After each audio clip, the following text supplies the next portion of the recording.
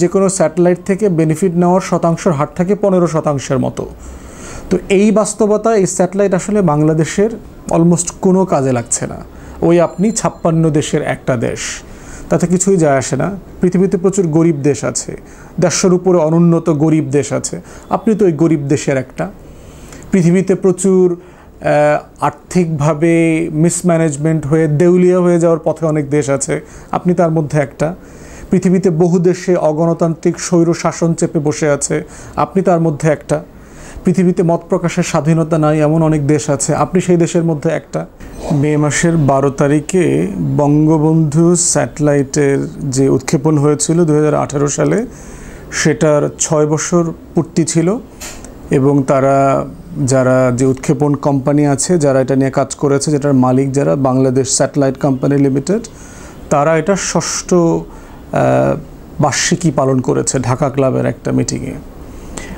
এখন প্রশ্ন হচ্ছে যে, এবং সেখানে বাংলাদেশের গুরুত্বপূর্ণ মিডিয়া চ্যানেলগুলোর মালিকরা ছিল, এই অনির্বাচিত সরকারের পররাষ্ট্রমন্ত্রী, তথ্য প্রতিমন্ত্রী, আরও যারা যারা যে মানে মহান কৃষিবিদ এই স্যাটেলাইট কোম্পানির দায়িত্বে আছেন, ওনারা সবাই ছিলেন আর কি, এই প্রকল্পের পরিচালক থেকে শুরু করে যারা যারা আছেন। তো বোঝার চেষ্টা করছি যে আসলে মানে সেলিব্রেট করা, বর্ষপূর্তি পালন করবার মতো কি জিনিস আসলে এই বঙ্গবন্ধু স্যাটেলাইট 1 আসলে বাংলাদেশকে আসলে তারা কি দিয়েছে। খুব গর্ব করে, খুব আয়োজন করে এটা উৎক্ষেপণ করা হয়েছিল যে 17 কোটি মানুষের একমাত্র স্যাটেলাইট, একদম মহাকাশে একটা ছোট্ট বাংলাদেশ, একটা ছোট্ট বাংলাদেশের পতাকা, এই ধরনের যত প্রোপাগান্ডা করা যায় সেগুলো তখন করা হয়েছে। আপনাদেরকে একটু মনে করিয়ে দেই যে এটার পরিকল্পনা করা হয়েছে 2012 সালে। এটা 2018 সালের 12ই মে উৎক্ষেপণ করা হয়। খরচ পড়েছে 2765 কোটি টাকা।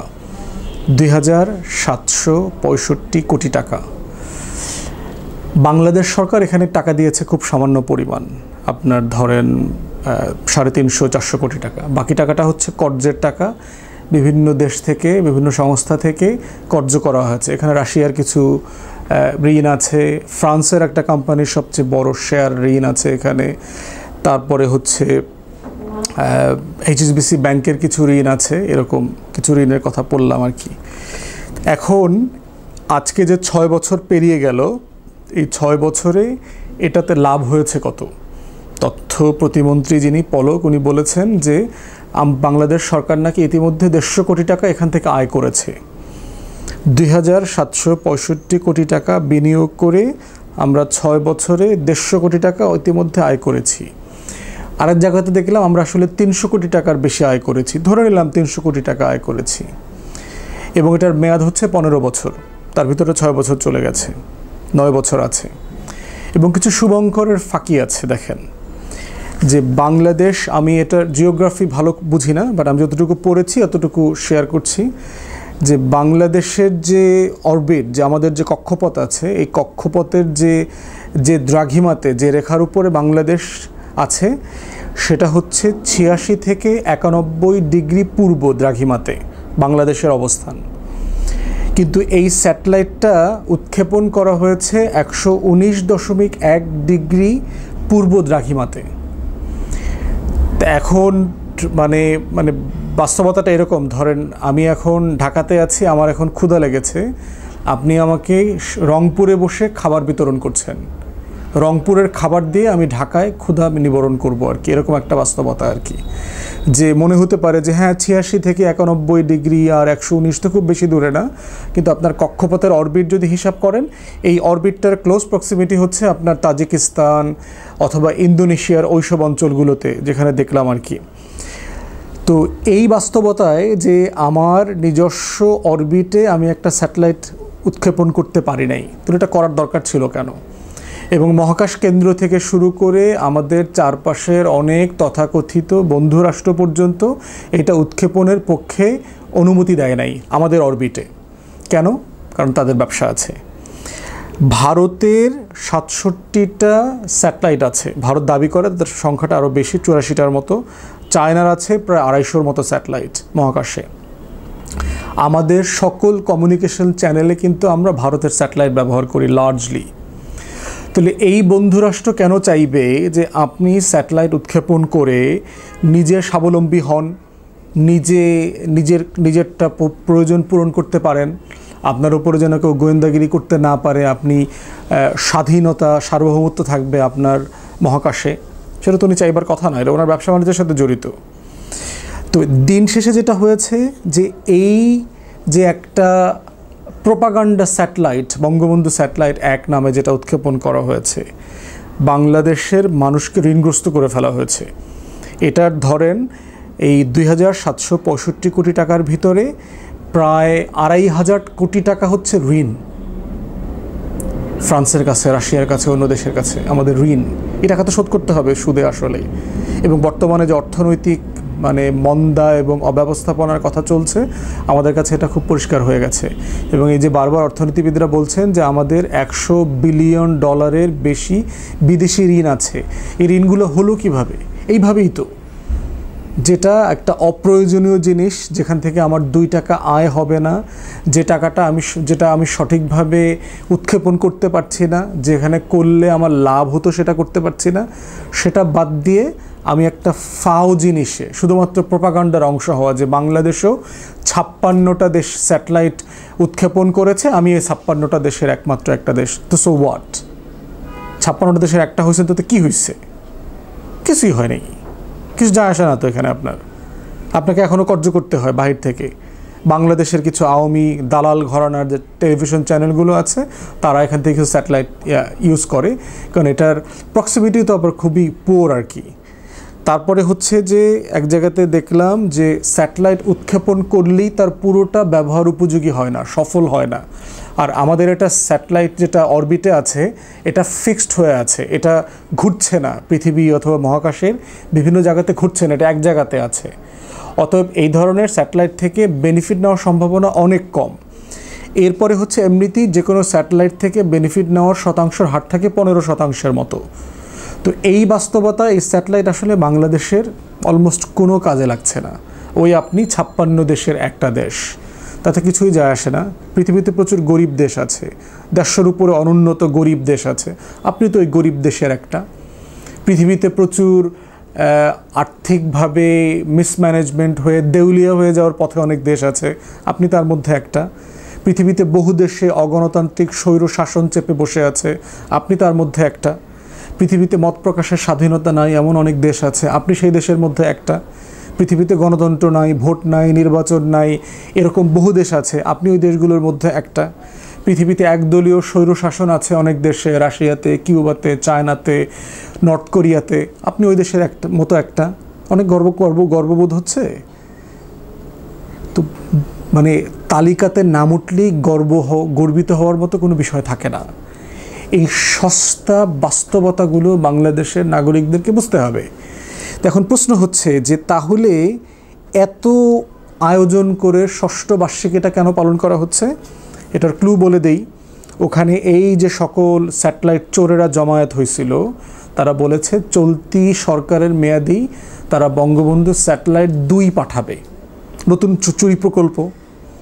তো ধরেন এখানে 2,500-3,000 কোটি টাকা লুটপাট হয়েছে, ওইটাতে এখন আরও 2,500-3,000 কোটি টাকা যদি লুটপাট করা যায়, নতুন একটা লুটপাটের প্রকল্প। এবং এই লুটপাটের সাথে কারা কারা জড়িত থাকবে বুঝতে পারছেন, যারা যারা ওখানে মেহমান ছিল, যে সকল প্রকল্প পরিচালক, কৃষিবিদ আছেন, মহান ব্যক্তি, ওনারা যারা জড়িত আছেন, টেলিভিশন চ্যানেলের মালিকরা দেখলাম, এরা সবাই মিলে এই প্রকল্পটা লুটপাট করবে। তাহলে আমার দেশকে, আমাদের জনগণের উপরে আরও 5,000 কোটি টাকা, আরও 3,000 কোটি টাকা, 10,000 কোটি টাকা, হোয়াট এভার, এই পরিমাণ টাকার একটা লুটপাটের আয়োজনটাকে সলিডিফাই করা, এটাকে আগায় নেওয়া যাওয়া প্রকল্পটাকে, এটাকে লবিস্ট অ্যাপয়েন্ট করা। ধরেন যে কোম্পানি এই কাজটা আগে পাইছে, সেই কোম্পানিটা এখন পররাষ্ট্রমন্ত্রী, তথ্য প্রতিমন্ত্রী, এদেরকে কাইন্ড অফ এ লবিস্ট নিয়োগ করলো যে স্যার আপনি দ্বিতীয় বঙ্গবন্ধু স্যাটেলাইট চ্যানেলটা একটু তাড়াতাড়ি স্পিড আপ করেন, লুটপাটের টাকা দিয়ে তাড়াতাড়ি করার চেষ্টা করেন, তাহলে আমরা আবার কিছু ভাগবাটোয়ারা করতে পারবো আর কি। এই লুটপাট প্রকল্পের নাম হচ্ছে বঙ্গবন্ধু স্যাটেলাইট 1 এবং 2 আসছে। নতুন নতুন সিনেমা আসে না, পর্ব 2 ওইটারও আসতেছে, আপনারা বসে থাকেন। দ্বিতীয় দেখেন আর একটা লুটপাট প্রকল্প কি শুরু হয়েছে, মানে ফকিন্নিদের বাটপারি অথবা মানে গরিবের ফুটানি বলে না, ওই রকম আর কি, যে বঙ্গবন্ধু শান্তি পদক ঘোষণা করা হয়েছে, নীতিমালা তৈরি করা হয়েছে বাংলাদেশের আমাদের সরকারের ক্যাবিনেট নাকি এটা অ্যাপ্রুভ করেছে গত কয়েকদিন আগে দেখলাম। এটা প্রতি বছর $1 লক্ষ শান্তি পুরস্কার দেওয়া হবে, সাথে 18 ক্যারেটের 50 গ্রাম ওজনের একটা সোনার পদক। $1 লক্ষ কত টাকা বাংলাদেশে এখন? 1,25,00,000 টাকা অথবা 1,30,00,000 টাকা। এই পরিমাণ টাকা যদি সোনার দাম ধরেন, এই সব মিলায় ধরেন, আয়োজন মিলায় প্রতি বছর এটার পিছনে 1.5-2 কোটি টাকার একটা লুটপাট প্রকল্প আছে। দিবে কাদেরকে? সরকারের অলিগার্ক সম্পর্ক, বিদেশে যারা এই সরকারের দালালিপনার সাথে জড়িত, যাদের সাহায্য করে, সরকারকে যারা আবার পুরস্কার দেয়, সরকারের সাথে ভালো যোগাযোগ রাখে, সরকার উন্নয়নের গল্পগুলো দেশে বিদেশে বলবে, লবিস্টরা যারা আছে ডাইরেক্টলি ইনডাইরেক্টলি তাদেরকে দেবে। তো ফকিরের ফুটানিটা দেখেন আর কি, যে দেশের মানুষ 2 বেলা পেট পুরে খেতে পারছে না, 80% উপরে মানুষ দরিদ্র সীমার নিচে বাস করে, যেই দেশে জিনিসপত্রের দ্রব্যমূল্যের দামে নাকানি চুবানি খাচ্ছে যে দেশের মানুষ, সেখানে আমাদের এই ফুটানি প্রকল্প দেখেন, বঙ্গবন্ধু পিস প্রাইজ শান্তি পদক।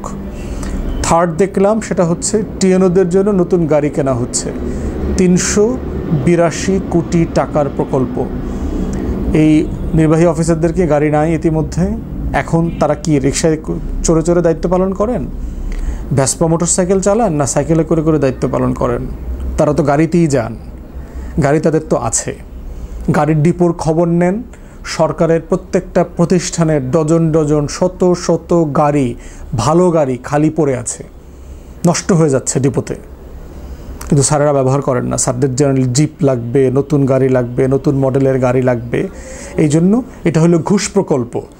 কারণ হচ্ছে রাষ্ট্র যেহেতু দুর্বল হয়ে যাচ্ছে, সরকার অবৈধভাবে দেশ শাসন করতে করতে দেশটাকে দেউলিয়া করে ফেলেছে এবং দেশে তার ন্যূনতম জনপ্রিয়তা নাই।